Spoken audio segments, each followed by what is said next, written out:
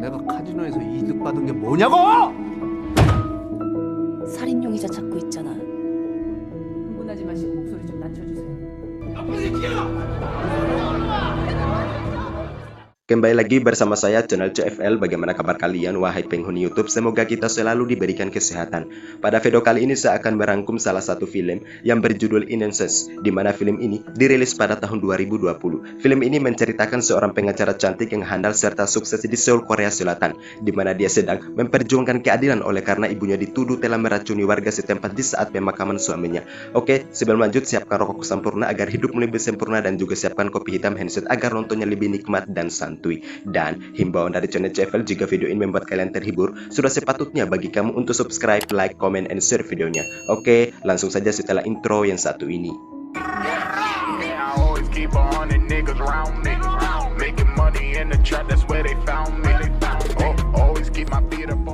Pada Dora soal film dibuka dengan memperlihatkan seorang wali kota bernama Cho, kita panggil saja Ngabalin ini orangnya, terlihat sedang mendatangi sebuah desa untuk menghadiri pemakaman seorang penduduk yang bernama Anteso. Wali kota ini nampaknya sangat akrab serta berbaur dengan warga itu sendiri. Tidak lama kemudian setelah menyapa warganya dan duduk bersama serta mencicipi hidangan makanan disajikan untuk para tamu, Ngabalin hendak menghampiri foto Anteso. Saya juga kurang tahu apa yang dia lakukan dan apa kegunaan foto tersebut. Kenapa harus dipajang fotonya? Ya mungkin kalau di Indonesia semacam budaya, tradisi atau upacara ketika ada orang yang baru meninggal, itu pastinya ada beberapa tradisi mempersiapkan semacam sesajen dengan tujuan untuk menenangkan orang baru wafat tersebut. Tiba-tiba kekacauan mulai terjadi di sana. Beberapa warga muntah-muntah termasuk wali kota karena keracunan setelah meminum minuman beralkohol dari beras yang bercampur pestisida hingga mengakibatkan korban meninggal dan beberapa warga dirawat di rumah sakit termasuk wali kota itu sendiri. Dan inilah film Innocence.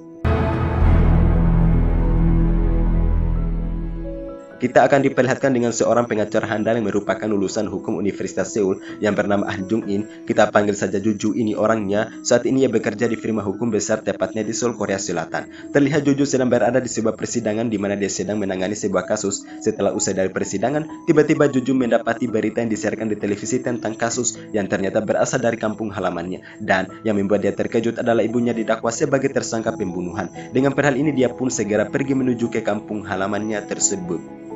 죄송합니다. 야, Kita flashback sedikit di mana kita akan diperlihatkan dengan masa kelam yang mengerikan sebelum Juju menjadi orang terpandang saat ini.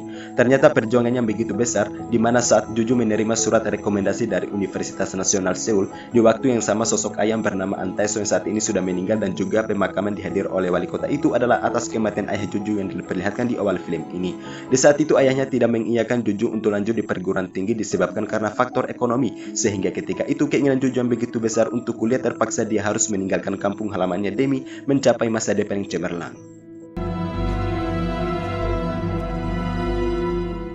Sesampainya di kampung halamannya tepat di desa Daejeon, Juju langsung mengunjungi ibu tercinta bernama Chahaja, kita panggil saja ibu Juju. Kemudian dia bertanya kepada ibunya, apakah Anda tidak mengenali saya? Ibunya menjawab, saya tidak begitu ingat. Ibunya balik bertanya, siapakah kamu? Juju menjawab, saya adalah seorang pengacara yang akan mengajukan beberapa pertanyaan. Dari semua pertanyaan dibeberkan, ibu ini terlihat bingung bin bimbang dan hanya balik bertanya, yaitu, apakah anakku Sojong baik-baik saja? Di sini terungkap ternyata ibu Juju mengalami penyakit demensia. Demensia itu menurut KBBI adalah kemesorotan semua kegiatan pikiran karena kerusakan pikiran atau penyakit pada otak itu.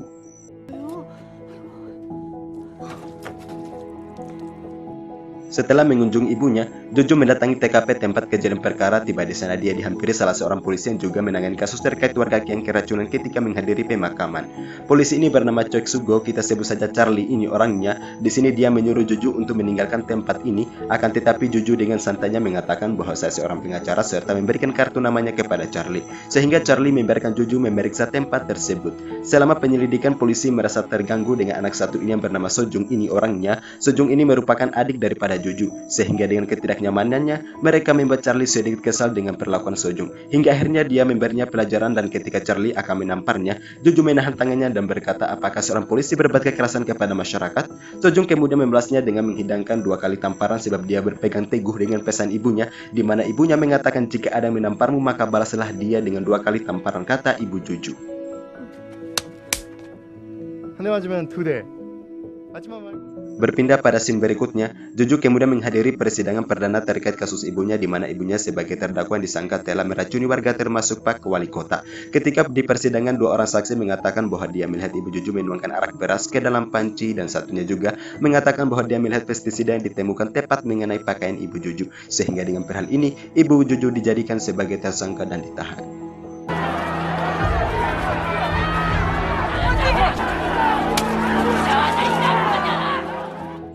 Kemudian Juju menegur pengacara ibunya yang bernama Haju, kita sebut saja Jajang ini orangnya, di mana Juju mengatakan apakah Anda berniat tulus atau tidak dalam membela ibuku.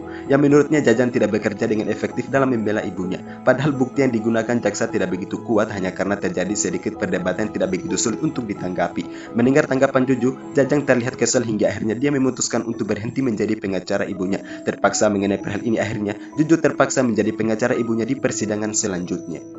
어머니, 저 이 시간부로 이 사건서 손 떼요. Dengan peristiwa ini, Juju sangat-sangat terlihat frustasi sebab Juju sendiri adalah seorang pengacara dan sudah berpengalaman alias sudah menjadi kebiasaannya dalam menangani kasus-kasus seperti ini. Dengan itu, Juju berkesimpulan bahwa ibunya diperlakukan tidak adil. Kemudian dia menemui satu persatu keluarga korban, tapi tidak ada satupun yang menerimanya untuk berbicara dengannya. Bahkan yang mengerikan ketika menemui istri daripada korban yang satu ini, Juju malah dimarahi dan bahkan dilempari air, meskipun sudah mengaku sebagai pengacara untuk menyelidiki kasus tersebut. Masih diperlihatkan dengan Juju, di sini dia menemui pamannya mempertanyakan terkait persoalan kenapa orang-orang sangat benci serta memperlakukan keluarga kita tidak adil di mata hukum. Pamannya menjawab bahwa itu semua karena persoalan uang, materi, ekonomi, dan lain-lain. Ya, begitulah jika orang sudah digilakan dengan uang dan kecintaannya kepada uang sudah melebihi kecintaannya kepada hal-hal lain, maka orang tersebut akan melakukan sesuatu apapun, mau itu halal, mau itu haram, mau itu baik, mau itu buruk, mau itu mencelakakan orang dan semacamnya. Segala cara dia akan lakukan demi mendapatkan sesuatu yang hancur, yakni uang itu. Tidak jauh setelah meninggalkan tempat pamannya, tanpa sengaja Juju melihat kaca spion mobilnya terdapat ada beberapa orang yang sedang menaiki genteng rumahnya. Juju melihat hal ini langsung membelokkan mobilnya dan keluar untuk memperjelas apa yang dilihatnya tadi. Namun rupanya ketika di luar dia tidak melihat siapapun. Kemudian Juju mengeceknya di CCTV, ternyata di CCTV terdapat ada beberapa orang yang sedang memasuki rumahnya. Hal ini membuat Juju dan salah satu temannya seorang detektif berkesimpulan bahwa pasti terjadi adanya penyuapan dari pengacara dan ibumu telah dijebak serta dipaksa untuk mendatangani surat pengakuan bersalah dengan ancaman anaknya yang bernama Sojung tidak diikutkan dalam kasus tersebut. Serta juga polisi yang baik hati ini memberikan salah satu bukti kepada Juju. 제가 줬다고 절대 얘기하시면 안 됩니다. Dengan satu bukti yang dia dapatkan, Juju akhirnya mengumpulkan satu persatu dari beberapa bukti yang dia dapatkan untuk melakukan gugatan terhadap kasus yang ditimpa kepada ibunya saat ini.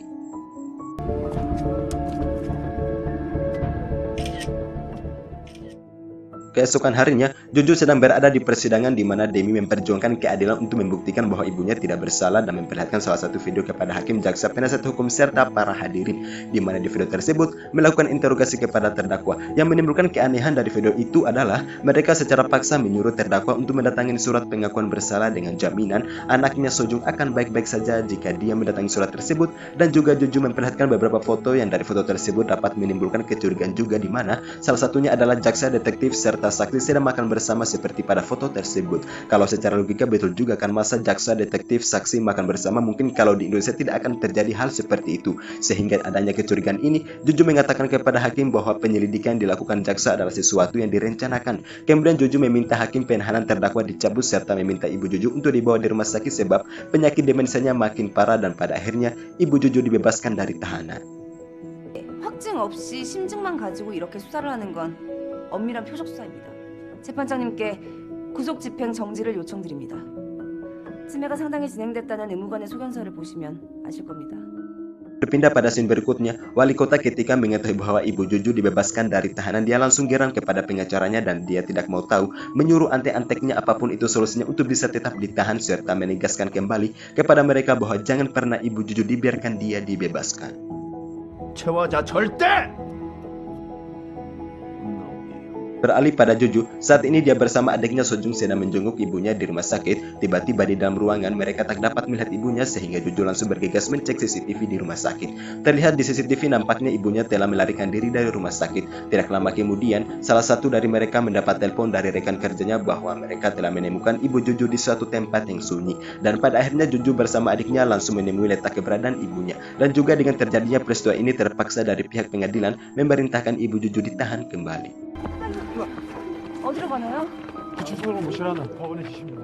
Di tempat ditemukan ibunya, Juju disapa salah satu polisi. Nampaknya ini polisi sangat mengenal Juju, tetapi Juju tidak sama sekali mengenalnya. Akhirnya polisi ini memperkenalkan dirinya, yaitu dia bernama Yang. Kita sebut saja Dodi ini orangnya. Dodi ini ternyata merupakan teman lama Juju sejak masih sekolah jenjang SD. Kemudian si Dodi menyuruh Juju untuk datang ke kantor dalam rangka untuk membicarakan sesuatu hal yang pastinya berkaitan dengan kasus yang dialami ibunya saat ini.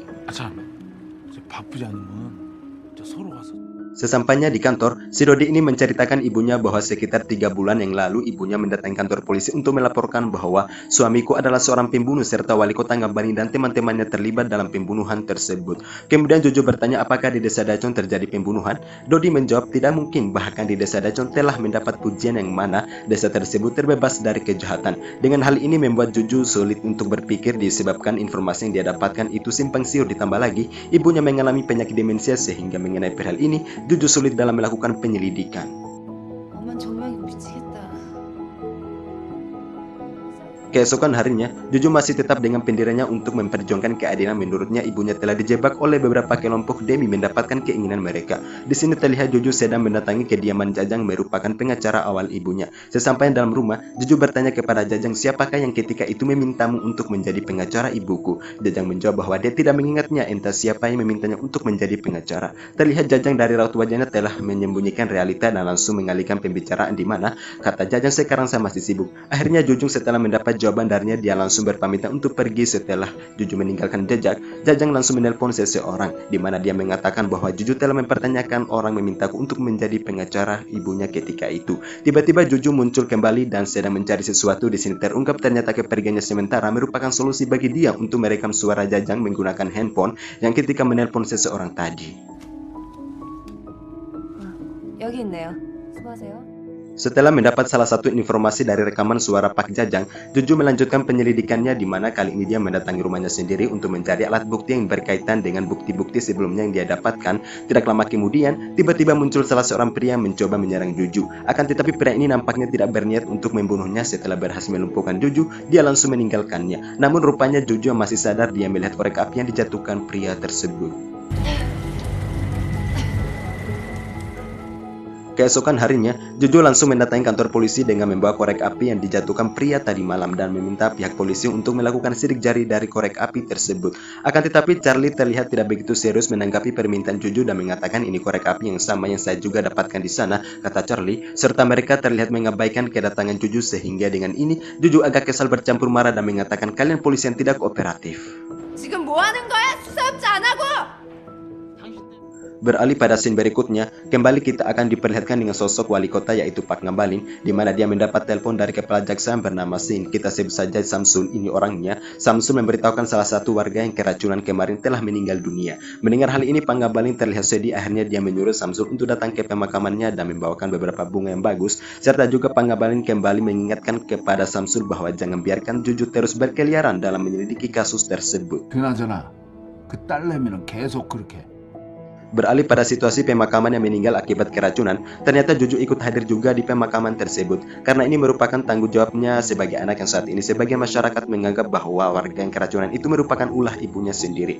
Terlepas dari itu, kita akan melihat Samsul sedang menghampiri adik daripada Juju. Di sini dia sedang meminjam handphone yang dipegang Sojung. Sojung yang begitu polos tanpa bertanya, dia pun langsung memberikannya. Nampaknya Samsul sedang menyalin file dari handphone tersebut. Seperti yang kita tahu bahwa Samsul ini adalah bekerja sama dengan Pak Ngabalin. Pastinya tujuan Samsul adalah untuk menumpukan perjuangan Juju dalam menyelidiki kasus ini. Tidak lama kemudian, tiba-tiba muncullah Juju dan bertanya, siapakah kamu? Samsul dengan santai menjawab bahwa saya ditugaskan untuk kasus Anda dari Pengadilan Distrik Seoul Pusat. 리청 신철민입니다. 서울중앙지법에 계셨다고요? Keesokan harinya, kita akan diperlihatkan dengan lanjutan sidang di mana dari pihak penuntut umum telah menyerahkan bukti baru kepada para hakim. Kemudian Samsul dipersilakan hakim untuk membeberkan penjelasan atas data yang dia temukan. Isi dari penjelasannya adalah bahwa terdakwa telah membeli pestisida 3 hari sebelum kejadian keracunan dengan tujuan untuk meracuni Pak Wali Kota bersama rekan-rekannya. Sebab terdakwa yakni Ibu Juju mengetahui kelakuan buruk Pak Wali Kota termasuk suaminya sendiri, yaitu mereka merupakan seorang pembunuh. Mendengar penjelasan Samsul, Juju menanggapinya dengan alasan bahwa ibunya mengalami penyakit demensia, maka sangat tidak mungkin dia melakukan hal tersebut. Samsul menanggapinya juga bahwa data bukti tersebut adalah benar sebab kita temukan dari anak terdakwa yaitu Sojong. Sehingga dengan ini, Samsul meminta anak terdakwa menjadi saksi mereka di persidangan selanjutnya. Jojo mengajukan keberatan kepada hakim bahwa Sojong tidak layak untuk dijadikan sebagai saksi sebab Sojong sendiri mengalami penyakit autis. Samsul tidak mau kalah, dia tetap mempertahankan argumennya bahwa Sojong adalah saksi penting dan tidak menjadi perkara untuk itu, serta Samsul mengatakan bahwa persidangan sebelumnya juga ada saksi yang berpenyakit autis dan itu tidak menjadi persoalan yang serius. 자폐성 장애인도 증인이 된 판례가 많습니다. Tibalah waktu malam, Jojo sedang berusaha berjuang untuk membela sang ibu, di mana di sini terlihat Jojo sedang mengajari sikap adiknya untuk persiapan besok di persidangan nanti. Jojo nampaknya sedang mengajarinya dengan bahasa isyarat. Jojo mengatakan jika saat ditanya jaksa sebelum menjawab lihat saya, dan jika saya menggelek katakan saya tidak tahu, sebaliknya jika saya mengangguk maka katakan benar. Perjuangan Jojo nampaknya sangat besar demi mengungkap kejahatan para oligarki yang memihak pada kelompok tertentu. 고개를 살짝 저으면 모릅니다 라고 하고 이렇게 끄덕이면 Keesokan hari pun tiba, kita masih diperlihatkan dengan situasi persidangan. Di sini Samsul sedang memperlihatkan rekaman video ke seluruh para hadirin termasuk para hakim yang mulia, yaitu di video tersebut terdapat ada sosok Sojong yang sedang menuangkan pestisida atau air yang beracun. Dengan perhal ini jaksa bertanya kepada saksi, pertanyaannya adalah, adakah orang lain yang menuangkan pestisida ke dalam panci selain Anda sendiri? Saat akan menjawab, Sojong melihat Jojo dan Jojo terlihat menggelek sehingga dia mengatakan tidak tahu. Samsul nampaknya agak licik serta dia tahu bahwa Jojo membantunya dengan cara memberikan bahasa isyarat. Akhirnya Samsul menutup pandangannya kepada Jojo dan kembali melotot dan memberikan pertanyaan yang sama. Tak lama kemudian Sojong teriak memanggil nama ibu karena mungkin efek dari tingkah laku dari Samsul ketika melotot tadi, hingga pada akhirnya Sojong ketakutan serta terjadilah keributan. 자백받은 건 유죄 입증이 안 된다고 돼 있습니다. Alhasil dari keributan tersebut, Ibu Jojo harus dibawa di rumah sakit oleh karena insiden tadi yang membuat sakitnya tambah parah. Terlepas dari itu, Sojong ditangkap oleh karena hasil persidangan bahwa Sojong mengakui telah melakukan kejahatan. Dengan peristiwa ini, Jojo sangat tidak menerimanya, yang menurutnya tidak bisa ditangkap sebelum adanya surat perintah. Samsul dengan lantangnya mengatakan bahwa dia akan dijatuhi hukuman selama 10 tahun. Jojo tetap bertahan dengan pendiriannya bahwa dia akan menuntut mereka dan membuktikan ibunya tidak bersalah. 죽어보세요. 내가 결백을 증명할게. Jojo masih tetap berjuang dengan mencari tahu kegiatan Pak Ngabalin selama menjabat sebagai wali kota, seperti kegiatan-kegiatan keorganisasian atau pembangunan, di mana dia melihat beberapa dokumentasi berupa foto yang di foto tersebut ternyata Pak Ngabalin, polisi, jaksa, saksi, pengacara bersekutu dengan mereka. Ditambah lagi Jojo melihat potongan video Pak Wali Kota yang sering mendatangi rumahnya sebelum kematian ayahnya. Kemudian data-data yang ia temukan Jojo memperlihatkannya kepada Dodi. Melihat hal ini, Dodi berkesimpulan bahwa ternyata Pak Wali Kota, polisi, jaksa, saksi, serta pengacara mereka bersekutu. Kasus yang sangat aneh ini membuat Jojo timbul tanda tanya besar di benaknya, di mana apa yang terjadi antara ibuku dan Pak Wali Kota? Ada konflik apa sehingga mereka bersekutu untuk memenjarakan ibuku? Kata Jojo itu. 엄마랑 주인이랑 대체 무슨 일이 있었던 거지? Beralih pada scene berikutnya, ternyata Samsul lebih mendahului Jojo dalam menjenguk ibu Sojong. Di sini dia sedang mendoktrin ibu Jojo demi terlepas dari sebuah kesalahan, dan hal ini akan sangat-sangat mempersulit Jojo dalam mencari alat bukti yang sebenarnya. Di mana Samsul yang licik ini mengatakan jika kamu selalu berkata saya yang meracuni warga termasuk Pak Wali Kota, maka Sojong yakni anaknya akan aman dan baik-baik saja. Memang biadab ini Samsul, biadab lu. 어머니 방금 하신 그 말씀 바뀌지만 않는다면 Lanjut pada ceritanya, kini Jojo menjenguk ibunya untuk mempertanyakan kembali siapakah sebenarnya yang meracuni warga bersama Pak Wali Kota. Namun rupanya ibunya tetap mengatakan bahwa dia yang meracuni mereka, seperti yang kita tahu bahwa sebelum kedatangan Jojo, Samsul telah mendoktrin ibu Jojo, sehingga dengan perhal ini membuat Jojo kesal bercampur marah. Kemudian Jojo bertanya lagi, apakah kamu mengenaliku? Ibunya tidak menjawab dan hanya balik bertanya, apakah Sojong anakku baik-baik saja? Mendengar jawaban ibunya, Jojo merasa cemburu. Ternyata memang ibunya tidak lagi menganggapnya sebagai anaknya, sebab ibunya mengalami penyakit demensia, dan ini juga akan membuat situasi lebih rumit dalam menyelidiki kasus tersebut itu. 누군지 모르겠어? 내가 누구야? 잘못하시오. 제 용서해 주셔요. 근데 당신 나는 당신 Tidak lama Jojo meninggalkannya, kemudian tiba-tiba ibunya teringat dengan anaknya bernama Jojo oleh karena disebabkan dengan pertanyaan Jojo tadi, di mana dia mengatakan apakah Anda mengenaliku. Itulah yang membuatnya sedikit teringat itu.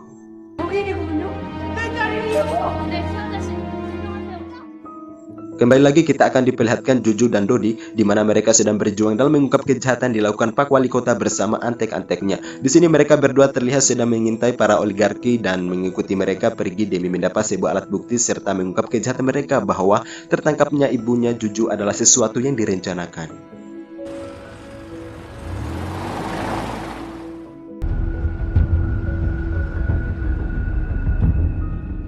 Mobil yang diikuti akhirnya sampai juga di tempat mereka tujui. Setelah pria meninggalkan mobilnya, Juju langsung bergegas menghampiri mobil tersebut. Nampaknya Juju sedang mencari sesuatu hingga pada akhirnya dia menemukan selembaran kertas yang berisikan tentang persahabatan ayahnya bersama Pak Ngabalin selaku wali kota bersama sekutunya itu sendiri.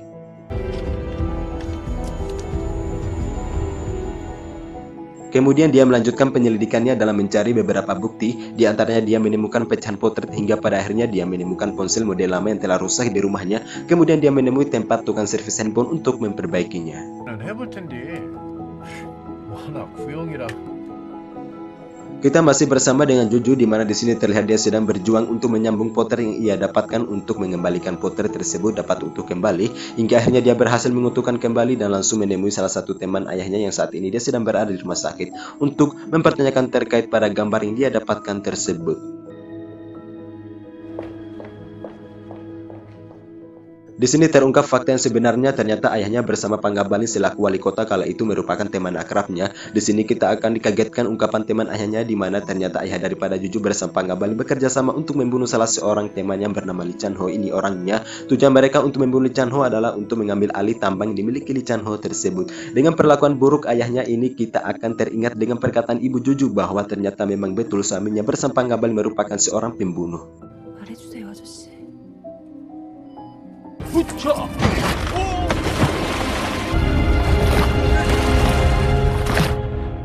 임춘우만 뒤지면 태수영하고 우리가 최석정을 딱 접수한. 엄니라 여태까지 쭉 Tanpa sepengetahuannya ternyata Juju sedang diintai oleh antek-anteknya Pak Ngabalin, di mana dengan hal ini dia melaporkannya kepada Pak Ngabalin bahwa dia sedang melihat Juju sedang mencari tahu masa kelam yang dilakukan ayahnya bersama Pak Ngabalin. Mendengar informasi ini akhirnya Pak Ngabalin memerintahkan anak buahnya untuk membunuh Juju sekarang juga. Terlepas dari itu Juju menelpon Dodi bahwa apa yang dikatakan ibunya itu ternyata benar, di mana Pak Ngabalin bersama suaminya adalah seorang pembunuh dan tiba-tiba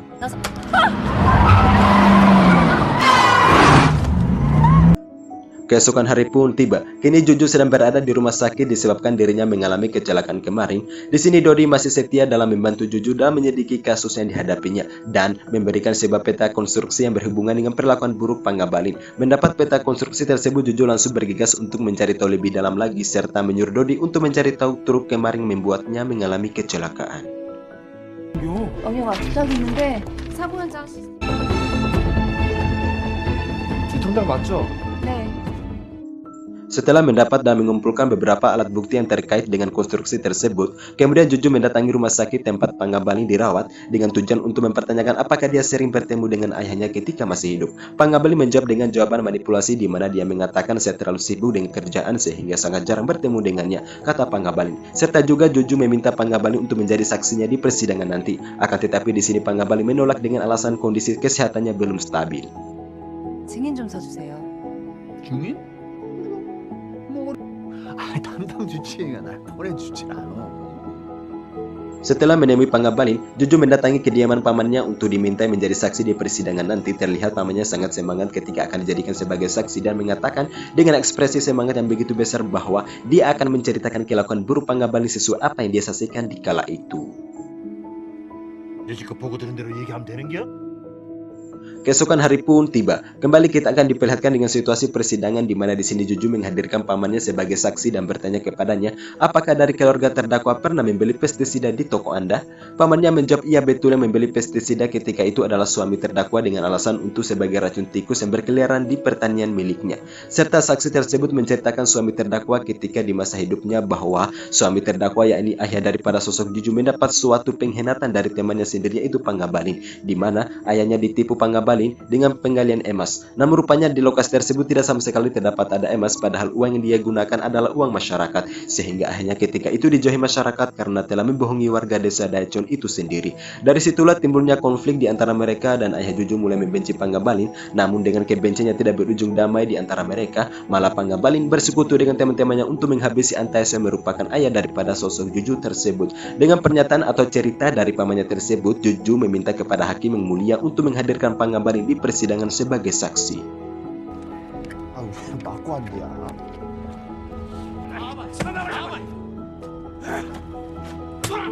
다섯 명 중 유일하게 깨어난 추인의 시장을 증인으로 신청하는 바입니다.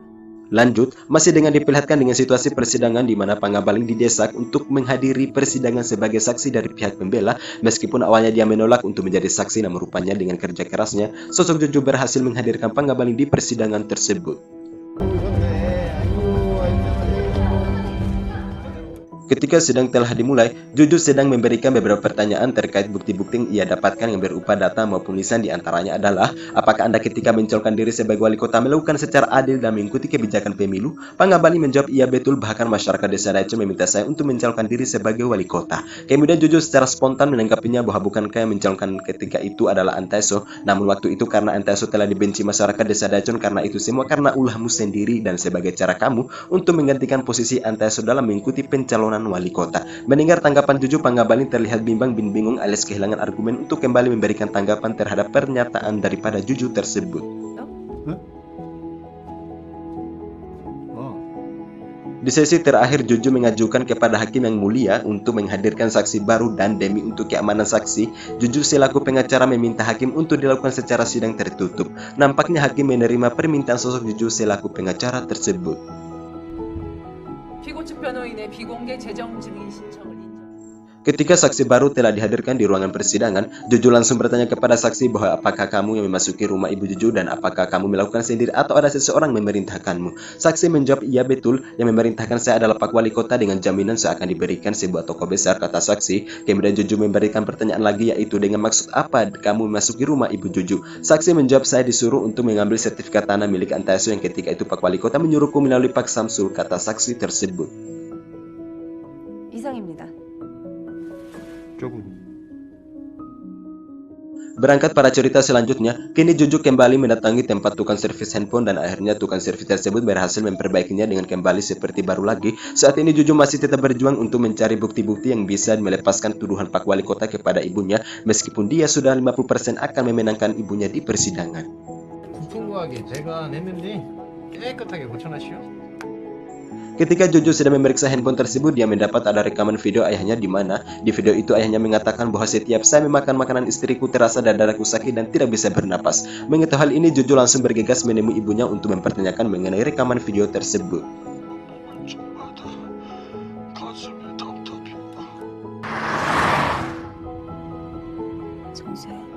Ketika Juju mempertanyakan mengenai video tersebut kepada ibunya, kita akan dibuat kaget dengan pernyataan ibunya yang sangat-sangat kita tidak duga, di mana ternyata yang membunuh Antaeso yang ini suaminya adalah ibunya sendiri dengan alasan bahwa Antaeso bersama Pak Wali Kota merupakan seorang pembunuh, sehingga menurut ibunya orang-orang tersebut layak untuk dibikin mati. Dan juga di sini terungkap fakta yang sebenarnya, ternyata yang meracuni Pak Wali Kota adalah ibunya Juju dengan alasan yang sama, yaitu mereka merupakan seorang pembunuh. Sehingga ketika itu ibu Juju melihat Pak Wali Kota hadir di pemakaman suaminya seperti yang diperlihatkan di awal film ini, ibu Juju langsung menuangkan pestisida ke dalam panci dan menyuruh Sojung, adik daripada Juju, untuk diberikan kepada Pak Wali Kota bersama gerombolannya dengan tujuan untuk dibikin mati oleh karena Pak Wali Kota termasuk suaminya sendiri adalah seorang pembunuh. Mendengar cerita atau pernyataan ibunya, Juju terlihat sangat kaget, aneh atau sok kira-kira seperti itu.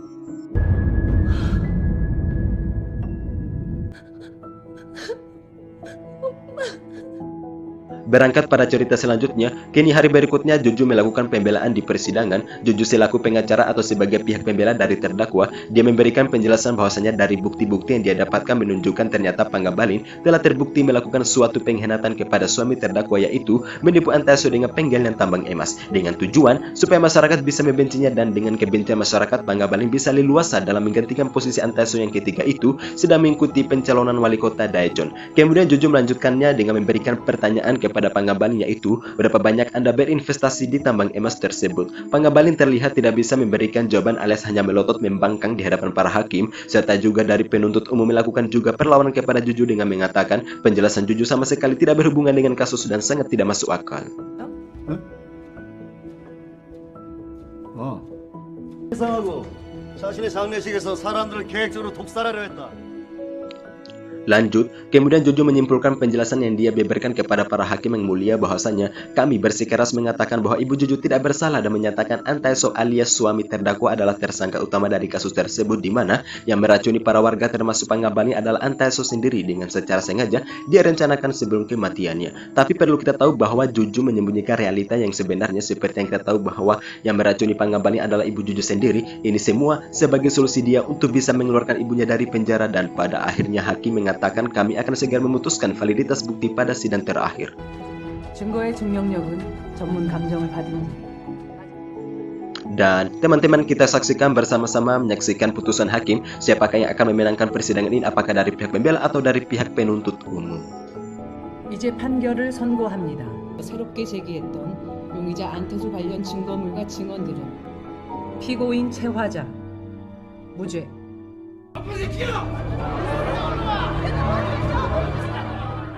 Dan pada akhirnya Juju selaku pembela terdakwa telah berhasil sukses memenangkan persidangan tersebut. Kira-kira pelajaran apa yang bisa dipetik dari film tersebut? Menurut channel CFLC, jangan takut untuk menyuarakan kebenaran. Jika kita memperjuangkan kebenaran atau keadilan, pasti Tuhan yang Maha Kuasa akan memenangkan kita sebab Tuhan akan memenangkan sesuatu menjadi miliknya. Dan sampai jumpa di video berikutnya.